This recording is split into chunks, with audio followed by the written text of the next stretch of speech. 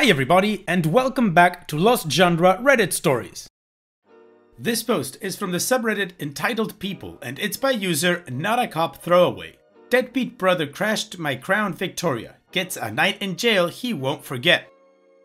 I, 21 male, have an older brother, Dave, fake name, that has always been a jerk to me. There's only a 1-year gap between us, but he liked to beat me up when we were kids, and he always acted like anything that was mine was also his. He was also somewhat the golden child, which made me miserable, so no surprise I moved out at 18.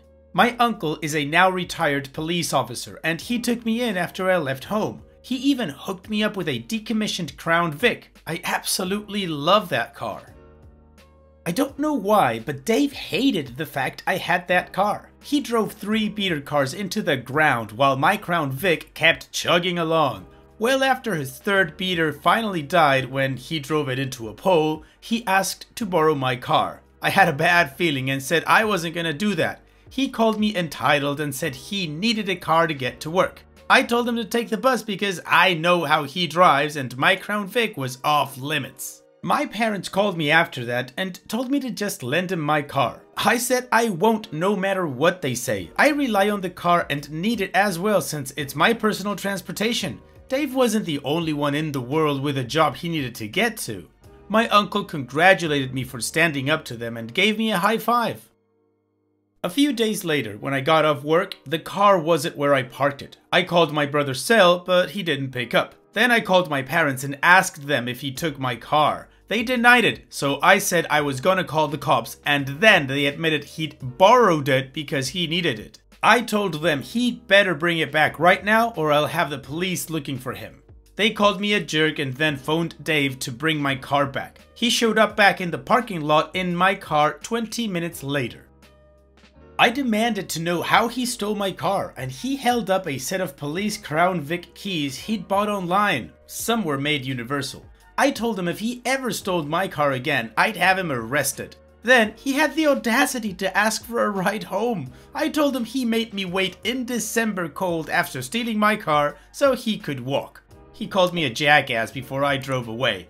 After that, my uncle installed a tracking device in the car. When Christmas Day came, I was celebrating with family like every year. The roads were cold and icy, so I had to be very careful while driving. By now, you're probably clued in on the title. Yeah, Dave borrowed my car again during the Christmas party. Apparently, he decided he was gonna go pick up a friend and figured I wouldn't notice. But I did when I looked out the front window and saw my car was missing. I pulled up the tracking app and saw he was a few miles away, then called his cell to yell at him. Everyone at the party saw this and asked what was going on. I said Dave stole my car again, and my uncle confirmed it wasn't the first time. Dave told me over the phone to screw off and he'd be back soon. I said he better not have been drinking, but he just hung up on me. Well, while I was watching the tracker app, the dot stopped and didn't move for a while. Soon, we got a panicked call from Dave asking for help. He'd crashed the car because he couldn't handle the icy roads and he wasn't used to a rear-wheel drive vehicle. So we piled in my parents' minivan and followed the tracker. We found Dave by the road and my Crown Vic nose deep in a snow-filled ditch. My uncle was furious as it was formerly a car of his department, and I was mad as hell at Dave for stealing my car again. My parents wanted me to let it go, but I said enough was enough and was gonna call the police. Dave begged me not to because he really had been drinking before he set off and would get a DUI. I said he was gonna pay me back for my damned car then, or I'd sue him. Well, as luck would have it, police were already aware of the accident and were driving in to check on the scene. Someone else had called them, I guess. My parents tried to say that I was the one driving the car and they were just there to help me. I said that wasn't true and my uncle backed me up. In fact, one of the cops that were there recognized my uncle and they had a chat. Then they went to Dave and asked to see his license, which I then found out was suspended after he'd crashed his previous car. Then they breath tested him.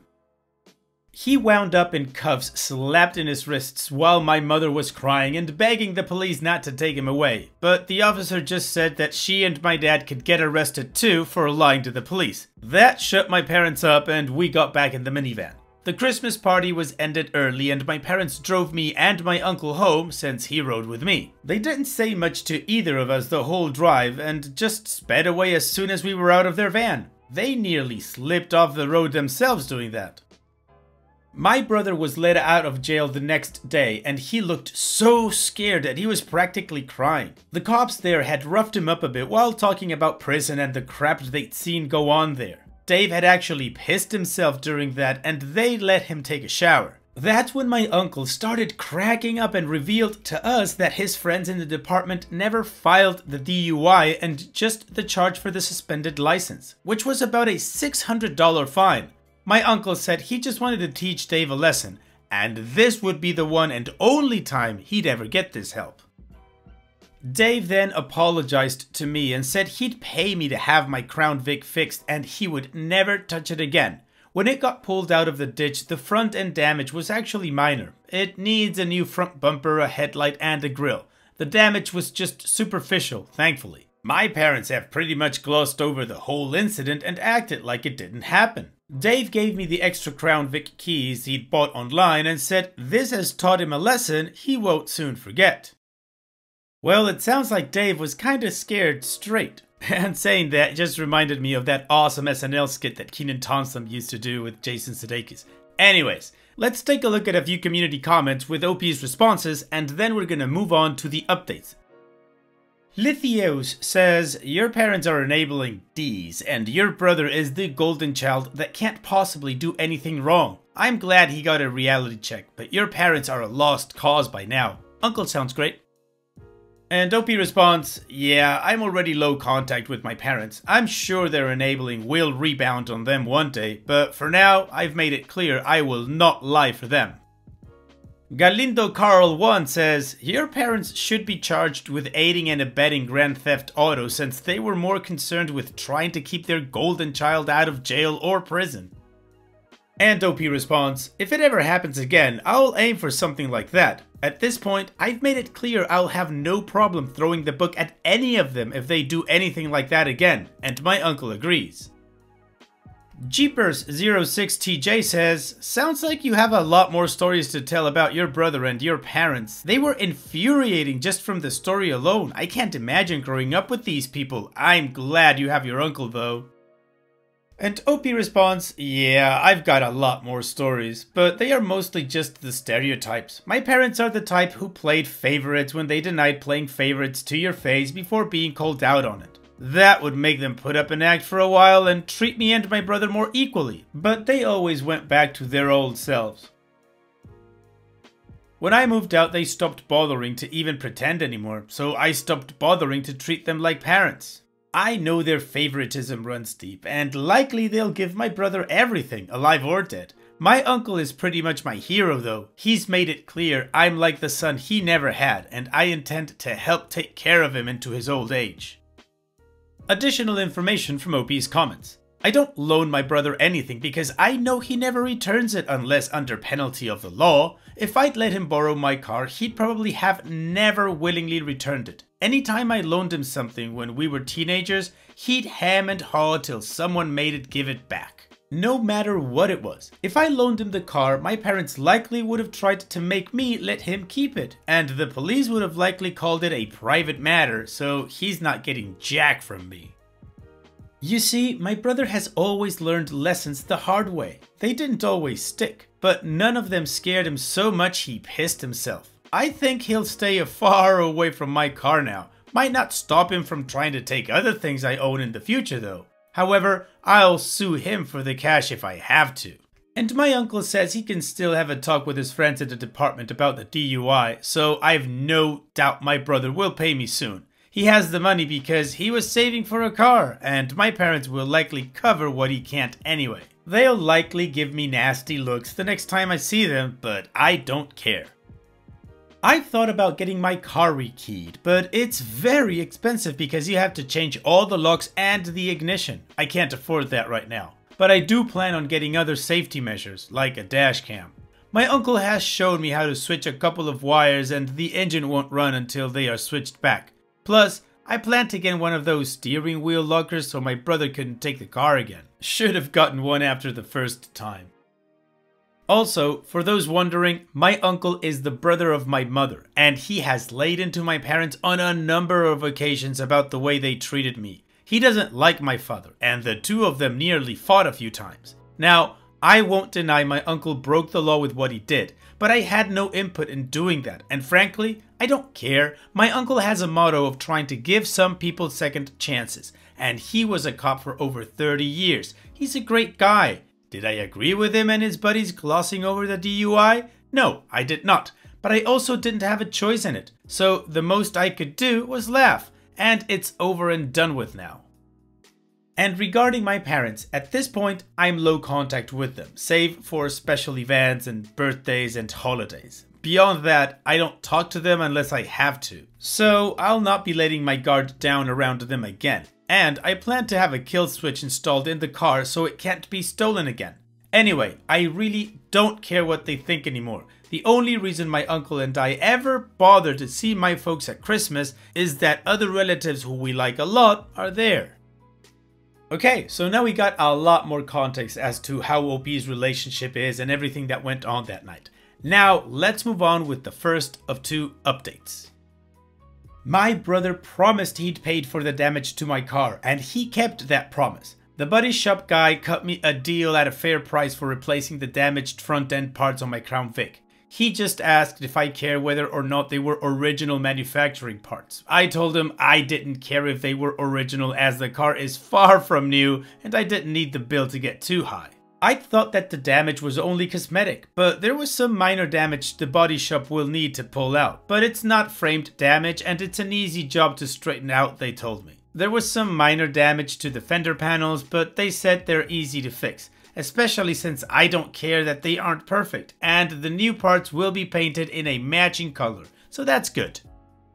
My brother willingly paid cash in advance to the body shop after getting the quote from them. He seemed all too eager to hand the money over and politely bid me goodbye. I won't say how much it was, but it definitely hurt his savings, especially after the fine he had to pay for driving without a license. He was wanting to get a replacement car, but he won't have one till his license suspension is over anyway, and I don't know when that'll be, but I think it's gonna be a good while. Anyway, my parents had given my brother a ride to the body shop, and as soon as he was out the door, they stayed and admonished me for making him spend all his money fixing my car. I imagine they were about to say something about how I should have just lent him my car to begin with and how this all would have been prevented if I had, but something in me snapped and I cut them off, and that's when it spilled out. I called them out on everything that came to mind, all the favoritism. How they act like my brother has always been more important. How I had to move in with my uncle just to escape their unfair treatment. How they let my brother steal my car and then tried to lie to me until I threatened the police. How they themselves tried to lie to the police by saying I was the one driving when my brother crashed my Crown Vic, and so much more. And I ended it all by saying how stupid it was that they were mad at me for making my brother pay for the damage that he caused by stealing my car on Christmas effing day and driving it without a license and while intoxicated. By the time I finally stopped, I was nearly out of breath. My mother was crying, my father was red in the face and looked like he was about to explode.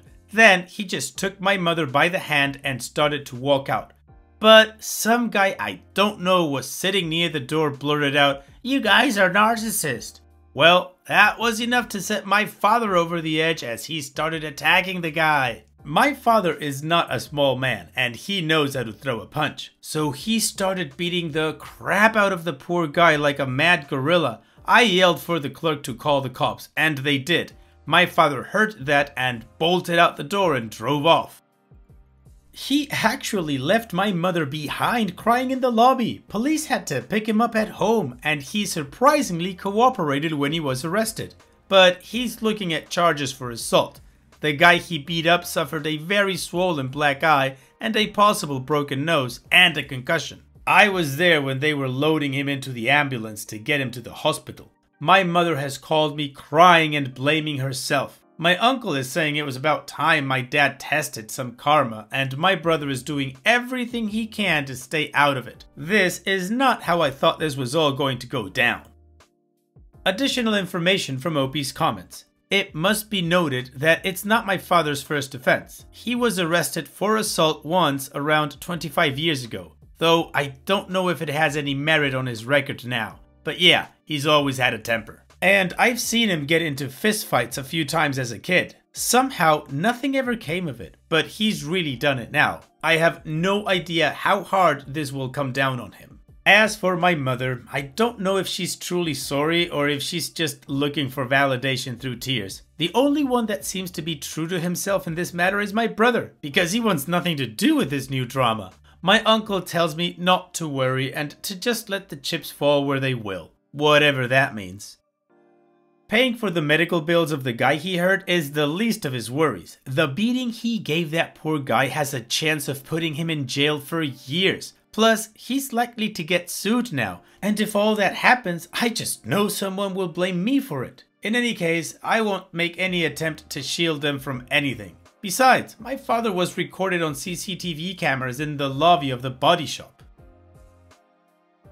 The court may not even need me for much since there is clear evidence. Thankfully though, no one else in the family seems to be siding with my parents. The incident at Christmas with Dave taking my car opened their eyes a bit, so now they're keeping their distance from my parents and brother. Woof, well that took a really weird turn there with the dad getting arrested and all that stuff. But if you want to know what happens next, then just stick with me because now we're going to the final update.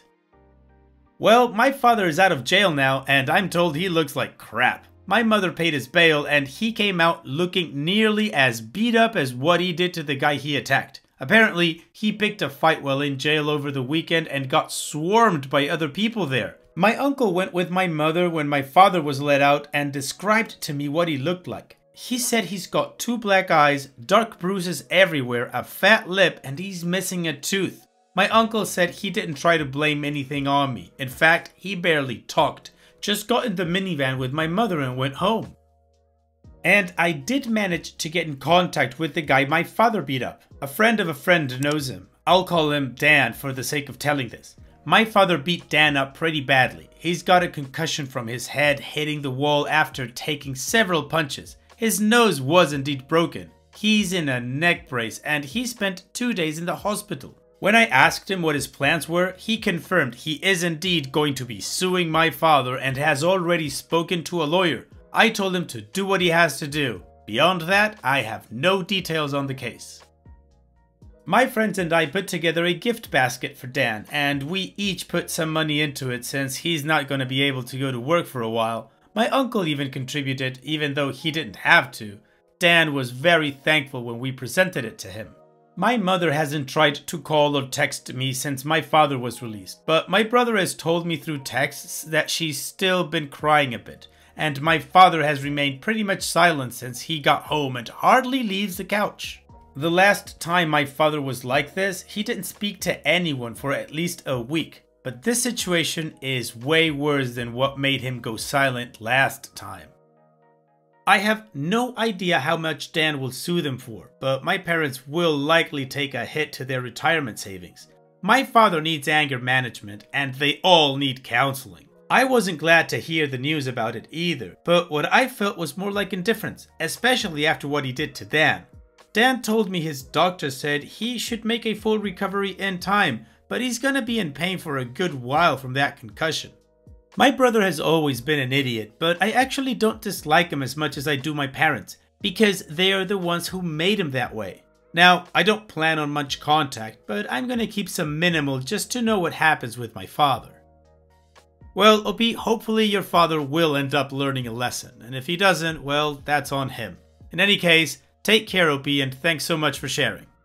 And it's that time that we've reached the end of the video. I hope you enjoyed today's stories. I really did enjoy reading them to you. So if you did, then don't be shy and go ahead and give the video a like. And don't forget to subscribe or even share this video with people that you might think will enjoy my storytelling. Also, if you have the time, go down to the video description and check out all the links I have for you, from our Discord community to my channel merch. And finally, I'd like to say thank you for watching. It really means a lot to me that you enjoy my videos. And having said all that, I'll see you guys in the next video.